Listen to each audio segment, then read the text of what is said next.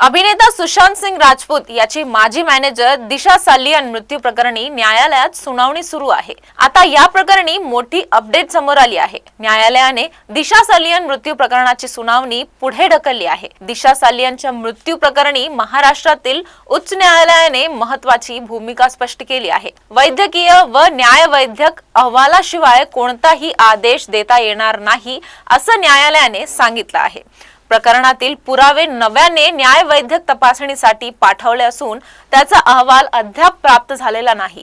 हे लक्षात घेऊन न्यायालयाने सुनावणी पुढे ढकलत सर्व अहवाल तपासण्यावरच पुढील आदेश देण्यात येतील असं न्यायालयाने स्पष्ट केलं आहे।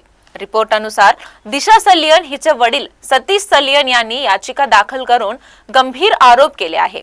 दिशावर सामूहिक अत्याचार करून हत्या करण्यात आल्याचा दावा याचिकेत करण्यात आला आहे। तर गुन्हा तात्काळ नोंदवावा, तपास सीबीआय कडे द्यावा, काही प्रभावशाली व्यक्तींना वाचवण्यासाठी प्रकरण झाकण्याचं काम सुरू आहे असा देखील आरोप याचिकेत करण्यात आला आहे।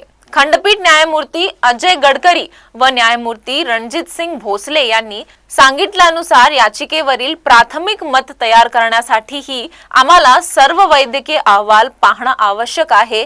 सतीश सालियन यांचे वकील निलेश ओझा यांनी सांगितल्यानुसार आम्ही फक्त एफआयआर मागत आहोत। या टप्प्यावर शवविच्छेदन अहवाल आवश्यक नाही अशी बाजू मांडली। मात्र खंडपीठाने स्पष्ट शब्दात स्पष्टीकरण दिलं की शवविच्छेदन अहवाल आवश्यक आहे आणि तो पाहिल्याशिवाय पुढील निर्णय देता येणार नाही।